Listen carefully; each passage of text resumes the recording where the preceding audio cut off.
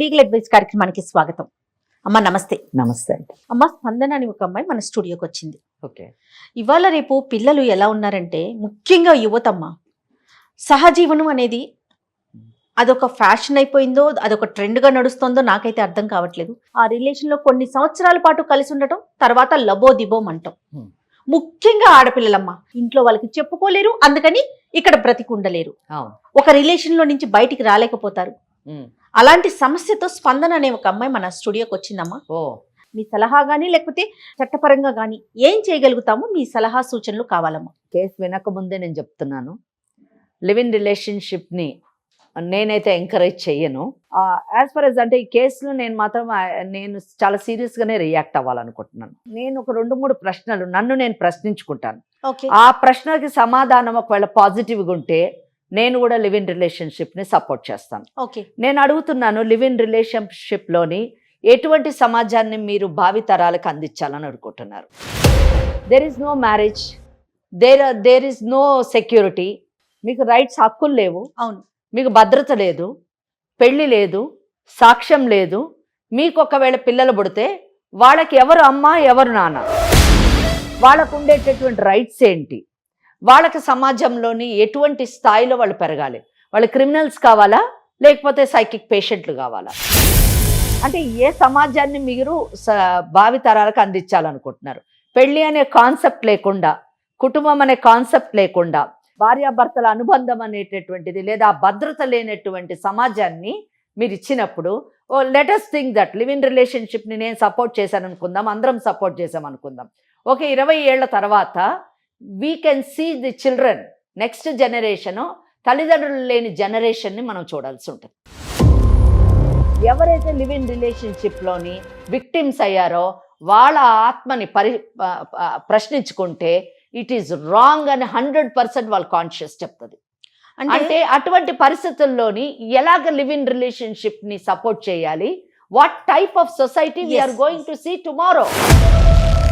ఏముందండి live in రిలేషన్షిప్లో simple thing అండి, ఇద్దరు, ఒక మహిళ ఒక పురుషుడు ఇద్దరు కలిసి ఒక అపార్ట్మెంటో ఏదో తీసుకుంటారు, జీవిస్తారు.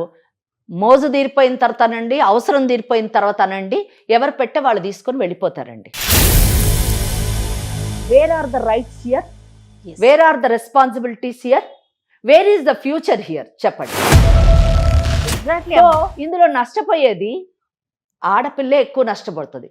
మగవాడికి ఇంకొక పెళ్ళి అయ్యేటటువంటి అవకాశం ఉంది, లేదా మగవాడు దాని యొక్క నెట్ రిజల్ట్ లివ్ ఇన్ రిలేషన్షిప్లో ఉన్న ఫిజికల్ రిలేషన్షిప్తోని అతను ఫాదర్ అయినా కానీ ఆ రెస్పాన్సిబిలిటీని వదిలించుకోవచ్చు. కానీ మహిళ మదర్ అయితే ఆ రెస్పాన్సిబిలిటీని కూడా వదిలించుకోలేదు.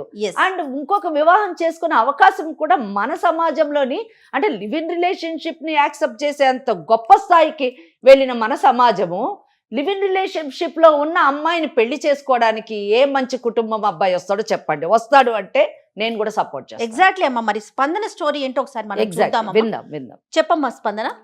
నమస్తే అమ్మా. నా పేరు స్పందన. ఓకే. నేను వచ్చాను. నేను కిషోర్ 4 yearsగా లివింగ్ రిలేషన్షిప్లో ఉన్నాము. ఓకే. మేము ఏం చేస్తుంటావమ్మా?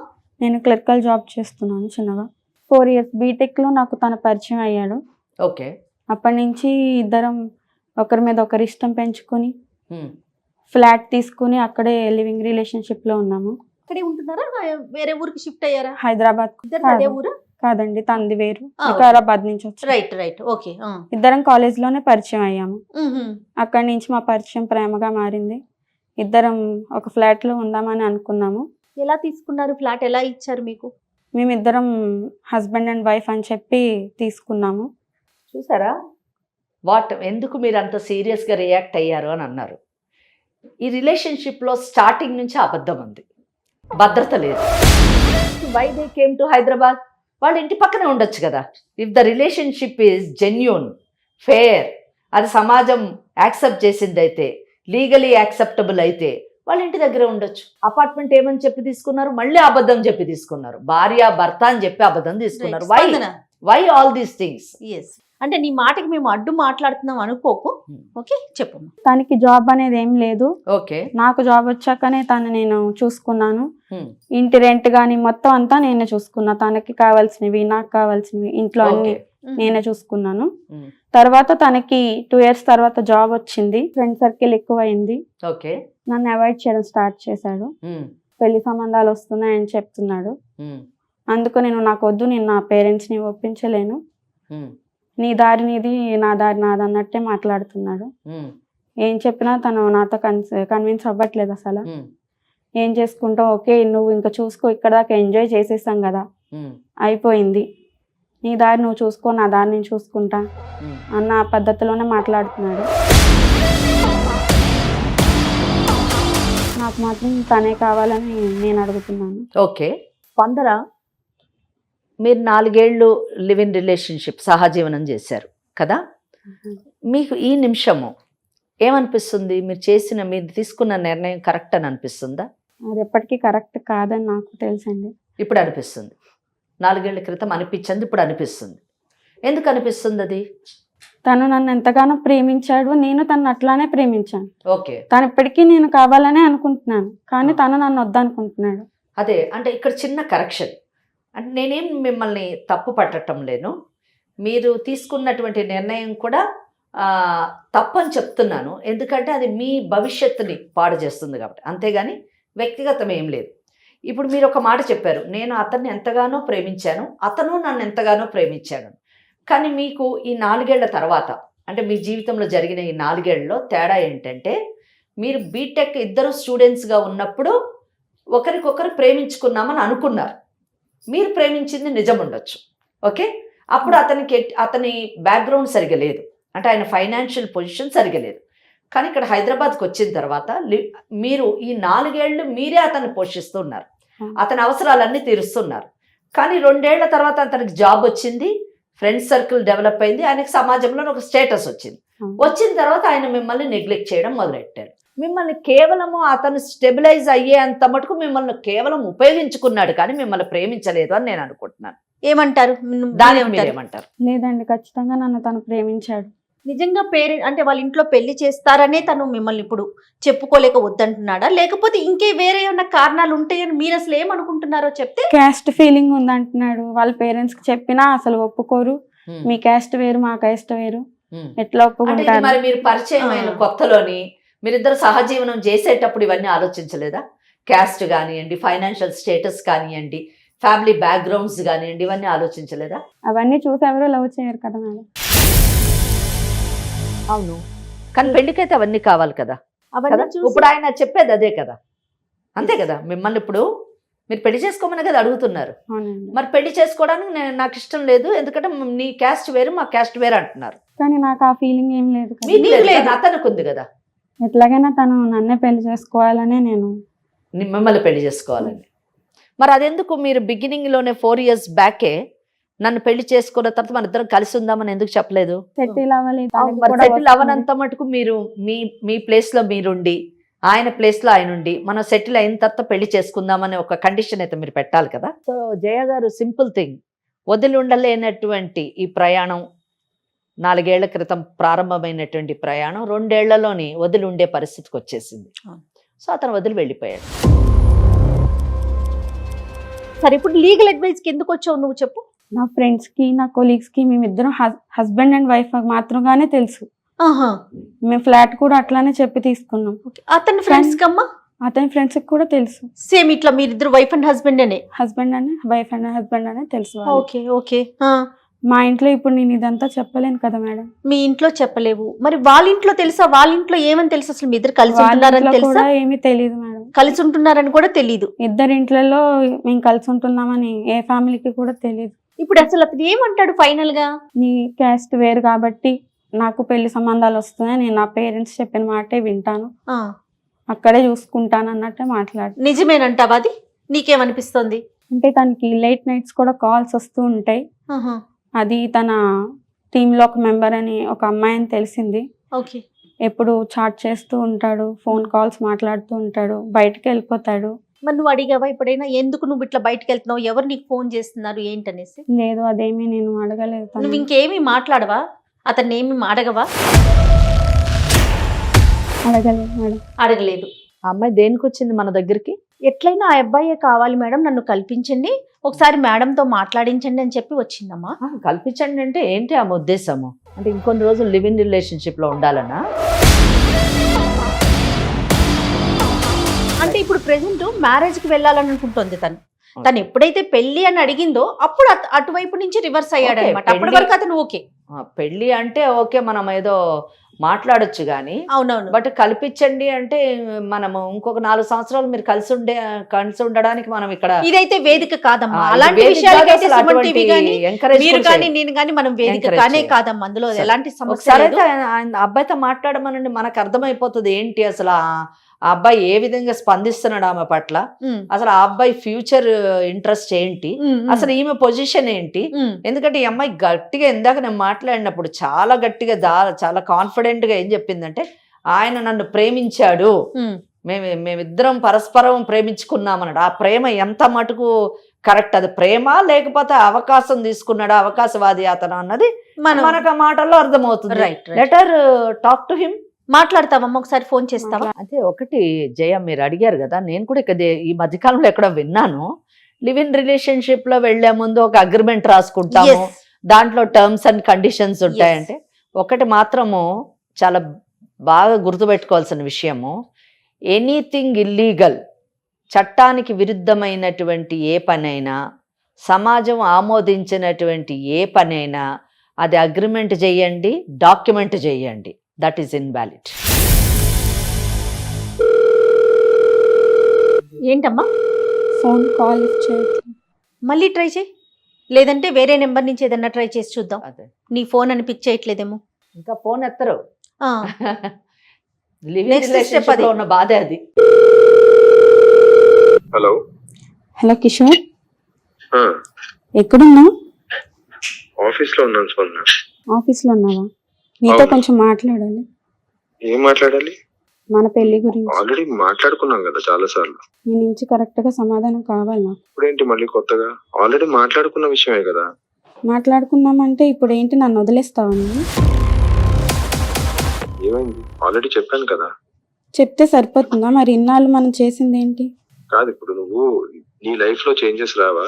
నువ్వు నీ లైఫ్ ఎప్పుడు ఒకలాగే ఉంటుందా? కొత్త ఆపర్చునిటీ వచ్చినా, లేకపోతే నీకు ఏదైనా లైఫ్ లో ఇంకొంచెం బెటర్ ఆపర్చునిటీ వచ్చినా నువ్వు తీసుకోవా?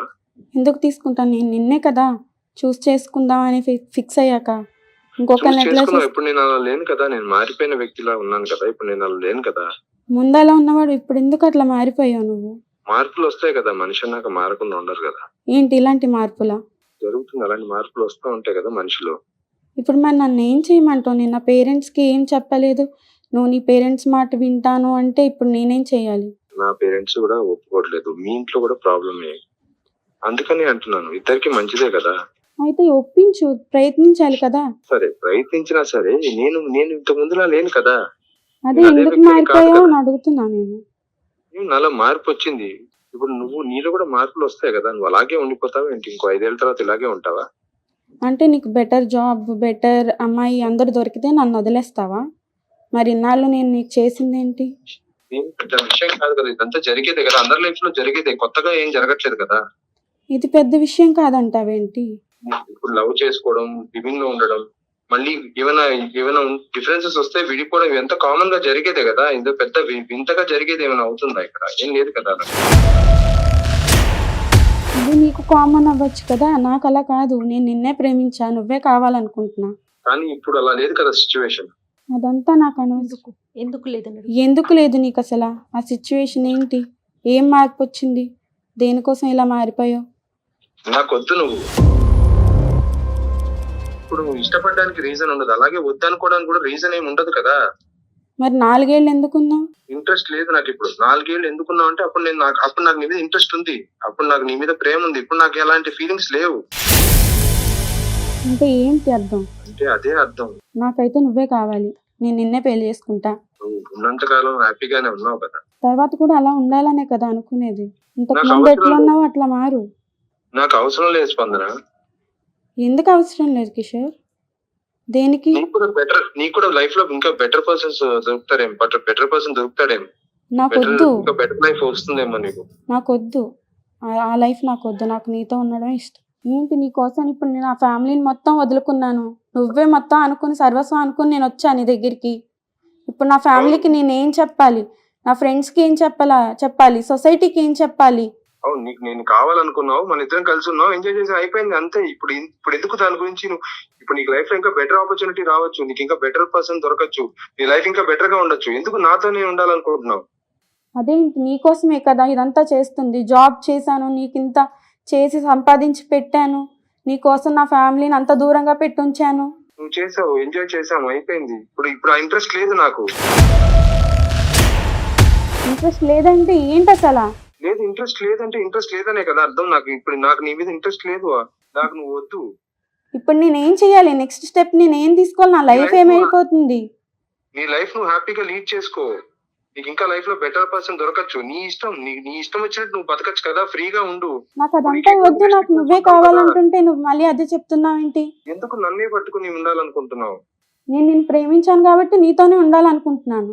ఇవన్నీ కామన్ కదా. నాకు నువ్వు ఇష్టం లేదు, నేను ఇలా ఉండాలనుకోవట్లేదు. ఇంట్లో కూడా నీకు తెలుసు, కమ్యూనిటీస్ వల్ల ప్రాబ్లమ్స్ ఉంటాయి. ఇంట్లో కూడా కన్విన్స్ చేయడం కుదరదు. మరి ఇదంతా ముందు గుర్తు రాలేదా? నీకు తెలీదా? నాకు తెలియలేదు, చేశాను, అయిపోయింది. రియలైజేషన్ అనేది ఏదో ఒక పాయింట్ లో అవుతుంది. నేను ఇప్పుడు రియలైజ్ అయ్యాను. నీ ఇష్టం వచ్చినట్టు నువ్వు హ్యాపీగా లీడ్ చేసుకో. ఏం చేయమంటావు నన్ను ఇప్పుడు? ఏమన్నా చేసుకో. ఏమన్నా ప్రూఫ్స్ ఉన్నాయి నీ దగ్గర? నువ్వేం ప్రూవ్ చేయాలనుకుంటున్నావు చేసుకో, ఏమన్నా చేసుకో. నాకైతే నీతో ఉండడం ఇష్టం లేదు. ఏంటైతే ఇప్పుడు నన్ను మోసం చేసావు అనుకోవాలా నేను? నువ్వు మోసం అనుకో, ప్రేమ అనుకో, జరిగిందైతే ఇది. నువ్వు ఇప్పుడు ఏం చేయాలనుకుంటే అది చేసుకో స్పందన. నాకైతే ఇష్టం లేదు, నేనైతే ఉండలేను నీతో. మరి నేను ఇప్పుడు ఏం కావాలి? నీ ఇష్టం అని చెప్తున్నాను కదా. మోసపోయానంటావు అయితే? ఏమో నాకు తెలీదు. ఉంటున్నా అయితే, పెట్టేస్తున్నా. ఇంకా పెట్టేశాడమ్మా అతను. మేడం ఇప్పుడు నా పరిస్థితి ఏంటి మేడం? నేను 34 ఏళ్ల నుంచి ప్రాక్టీస్ చేస్తున్నాను. ఎన్నో కేసులు చూశాను. సాధారణంగా ఎమోషనల్ కామ్ మేము మనసుతో కంటే బ్రెయిన్తోనే పనిచేసేవాళ్ళం. కానీ ఇప్పుడు సమాజంలో జరుగుతున్నటువంటి పరిస్థితులు చూస్తే మా దగ్గర కూడా చాలా కేసులు ఈ లివ్ ఇన్ రిలేషన్షిప్లోని విక్టిమ్స్ అయినటువంటి అమ్మాయిలు వస్తుంటే ఎంత బాధేస్తుందంటే ఇప్పుడు కూడా కళ్ళలో నీళ్ళు వస్తున్నాయి. ఆ అమ్మాయి మాట్లాడుతుంటే ఆ అబ్బాయి ఇచ్చేటటువంటి సమాధానం నిజమే కదా. బెగ్ చేస్తున్నట్టు అనిపించట్లేదమ్మా. అమ్మాయి బెగ్ చేస్తుంది, ఆ అబ్బాయి మాట్లాడే దాంట్లో కూడా లాజిక్ ఉంది కదా. మనం అప్పుడు ఇష్టంతో కలిసి ఉన్నాము, ఇప్పుడు నాకు ఇష్టం లేదు, అంతే. ఎంత సింపుల్ గా చెప్పేస్తున్నాడమ్మా. కాదమ్మా, అంటే ఇప్పుడు మీరు చెప్పిన దాని ప్రకారం అతన్ని మనం ఏదైనా చేసి ఓకే నేను రిలేషన్ లో ఉన్నాను, ఈమెతో నేను ముందుకెళ్తాను లేదా పెళ్లి చేసుకుంటాను అని చేయటానికి అవకాశం ఉందంటారా? ఇప్పుడు అబ్బాయి ఏమన్నాడు మాట్లాడేటప్పుడు, నీ దగ్గర ఏం సాక్ష్యం ఉంది అంటున్నాడు. ఎస్, ఏం సాక్ష్యాలు ఉన్నా నీ ఇష్టం ఉన్నది నువ్వు చేసుకో. సరే, సాక్ష్యాలు అన్నది ఉన్నా కూడా ఆ అమ్మాయి ఏం చెప్పింది? కేసు చెప్పినప్పుడు మా ఇల్లు గల వాళ్ళకి మేము భార్యాభర్తలమని తెలుసు, మా చుట్టుపక్కల వాళ్ళకి మేము భార్యాభర్తలమని తెలుసు, లేదా మా ఫ్రెండ్స్కి ఆయన ఫ్రెండ్స్కి భార్యాభర్తలమని తెలుసు. కానీ మ్యారేజ్ అనేటటువంటిది వీళ్ళిద్దరి మధ్యన జరిగింది అనేటటువంటి ఎవిడెన్స్ ఉందా? లేదు. ఏమ్మా, మ్యారేజ్ అయితే చేసుకోలేదు మీరు? లేదు. సో భార్యాభర్త అన్న స్టేటస్ రాలేదు అంటే వాళ్ళకి పెళ్లి అన్నది కాలేదు, పెళ్లి అన్న సాక్ష్యం ఇక్కడ లేదు. అందుకే ఆ అబ్బాయి ఏమంటున్నాడు, నీ ఇష్టం ఉన్నది చేసుకోవాలని. ఏం చేసుకుంటావో అది చేసుకో. సరే, 4 సంవత్సరాలు చుట్టుపక్కల వాళ్ళందరికీ తెలిసేటట్టుగా భార్యాభర్తలుగా నివసించామంటే నిజంగా సుప్రీంకోర్టు జడ్జిమెంట్స్ ఉన్నాయండి. ఏమని, ది లాంగ్ లివింగ్ రిలేషన్షిప్ ని కూడా we can consider it as a wife and husband అని చెప్పొచ్చు. సరే, అమ్మ అబ్బాయితో మాట్లాడటం మనం మొత్తం విన్నాం. ఓకే, చాలా ఖచ్చితంగా తన నిర్ణయాన్ని అతను చెప్తున్నాడమ్మా. మరి ఇప్పుడు అసలు స్పందనకి ఏంటి, మనం ఏం చెప్పాలి, మీరు ఏం చెప్పదలుచుకున్నారు? నేను ఒక 4 ముక్కల్లో చెప్పాలనుకుంటున్నాను.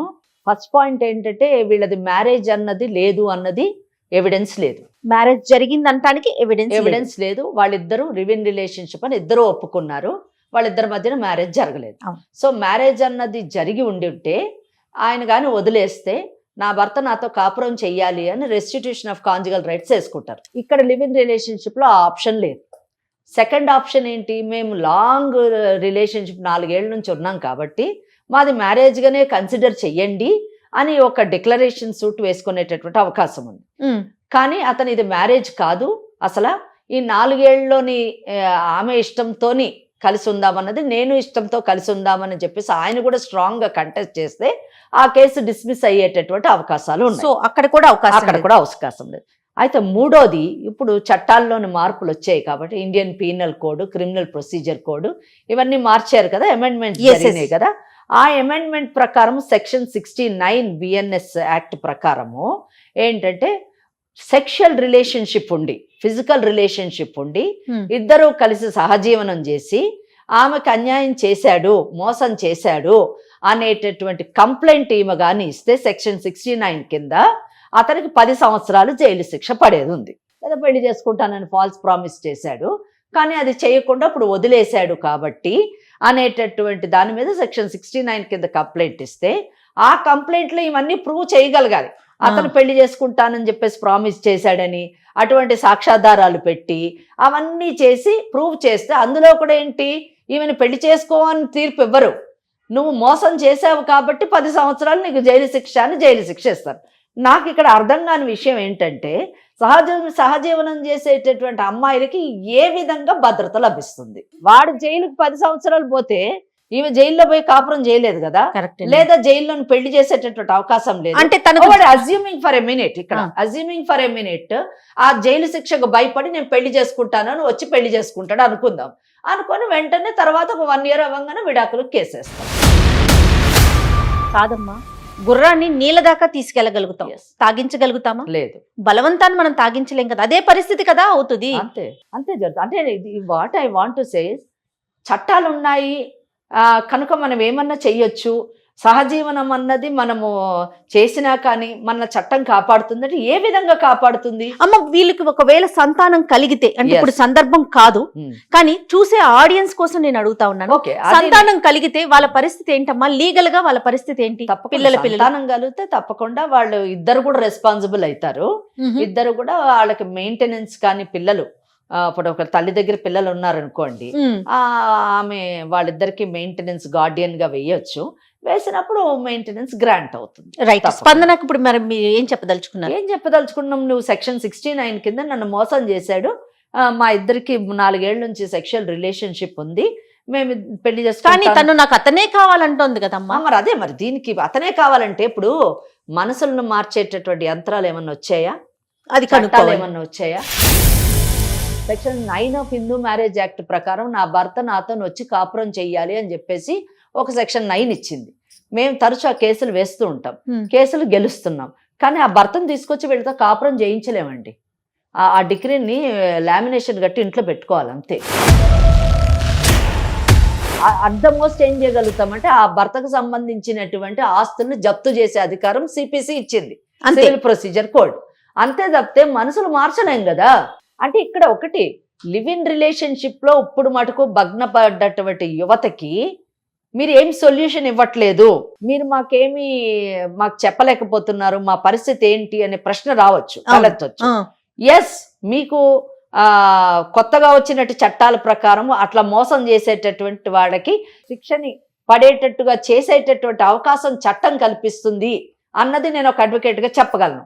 But at the same time ఒక మహిళగా నేను చెప్పగలిగింది ఏంటంటే, యూ కెనాట్ చేంజ్, వాళ్ళ మైండ్ని మార్చలేరు. ఆ భయంతో మీతో కాపురం చేస్తాడు, మీతో కలిసి జీవిస్తాడు అన్నది ట్రాష్ అని నేను అనుకుంటున్నాను. వందన, మేడం చెప్పిన పూర్తిగా విన్నావు నువ్వు, చెప్పు మరి నీ ఒపీనియన్ ఏంటి? నన్ను నేను మోసం చేసుకున్నాను అనిపిస్తుంది. అంతే కదా, తల్లిదండ్రులకి ఏం చెప్పకుండా ఇలాంటి తప్పు చేశాను, వాళ్ళను కూడా మోసం చేశాను. తర్వాత మీరు మోసం చేయడమే కాదు, వాళ్ళు కూడా మీ పైన ఒక నిఘా పెట్టి ఉండకపోవడం తల్లిదండ్రులది కూడా ఒక విషయం. ఇటువంటి కేసుల్లోని వాళ్ళు కూడా జాగ్రత్తగా ఉండాలండి. అది కూడా వాళ్ళ తరఫున కూడా తప్పు ఉందన్నది నా అభిప్రాయం. తల్లిదండ్రులు కూడా తర్వాత ఏ స్టెప్ తీసుకోవాలనేది నాకేమీ అర్థం కావట్లేదు. ఏముందమ్మా, నువ్వు చదువుకున్నావు, బీటెక్ చేసావు, ఉద్యోగం చేస్తున్నావు, నిజం చెప్పాలంటే అతన్ని కూడా పోషించావు. ఇప్పుడు ఈ అమ్మాయికి మెయింటెనెన్స్ ఏమన్నా వస్తుందా అని అడుగుతుంటారు కొంతమంది వచ్చి. వాళ్ళు చదువుకున్నటువంటి అమ్మాయిలు, మంచి సంపాదిస్తున్నటువంటి అమ్మాయిలకి ఇటువంటి పనులు చేసుకొని ఇంకా మెయింటెనెన్స్ ఏం అడుగుతామండి? మెయింటెనెన్స్ రావడానికి భార్య అనేటటువంటి డెఫినేషన్ లో రావాలి కావని సహజీవనం అనే డెఫినేషన్ లో ఎలాగ ఇదవుతుంది? మళ్ళీ ఆమె ఎంప్లాయీ, అవును. కనుక మీరు ఒకటేనమ్మా, మీ తప్పు మీరు తెలుసుకున్నారు. మీరు మీ జీవితాన్ని సరిదిద్దుకొని చక్కగా మీ ఉద్యోగాన్ని చేసుకుంటూ మీ కెరీర్ని డెవలప్ చేస్తూ మూవ్ ఫార్వర్డ్. మంచి అబ్బాయిని, తల్లిదండ్రులు చూసిన అబ్బాయిని పెళ్లి చేసుకొని కొత్త జీవితాన్ని ప్రారంభించండి. మీ మనసులోంచి అది తీసేయండి. Yes, అమ్మా. అతను నన్ను చాలా ప్రేమించాడు, నేను అతన్ని చాలా ప్రేమించాను, మేమిద్దరం ఒకరు విడిచి బ్రతకలేమన్నది అదంతా అబద్ధం అమ్మ. అదంతా వాస్తవంలోకి రండి. వాస్తవంలోకి రండి. చక్కగా నిజమైనటువంటి జీవితాన్ని జీవించడానికి ట్రై చేయండి. కానీ ఈ ఎపిసోడ్ యువత అందరికీ ఆదర్శం కావాలని, వారికి ఒక కనువిప్పు కావాలని నేనైతే కోరుకుంటున్నానమ్మా. 100% అండి. ఈ ఎపిసోడ్ నిజం చెప్పాలంటే ఎలా రెస్పాన్స్ వస్తుంది అని నేను చూడాలనుకుంటున్నాను. ఏదైనా కానీ మనస్ఫూర్తిగా యువత బాగుండాలి, వారికి భద్రత ఉండాలి, ఖచ్చితంగా. ముఖ్యంగా మహిళకి రక్షణ ఉండాలి, కుటుంబం అనేటటువంటి ప్రొటెక్షన్ ఉండాలని నేను మనస్ఫూర్తిగా కోరుకుంటాను. Right. అందుకే నేను నిజం చెప్పాలంటే వ్యతిరేకిస్తూ ఉంటాను. ఇక రాబో కాలం ఎలా ఉంటుందో మనకు తెలియదు తెలియదు కాబట్టి అట్లీస్ట్ మనం చెప్పగలిగినంత మటుకు, మనం ఉన్నంత మటుకు ఈ సొసైటీని మనం ప్రొటెక్ట్ చేయాలి. తప్పకుండా అమ్మా. థ్యాంక్ యూ సో మచ్ అమ్మా. నమస్తే.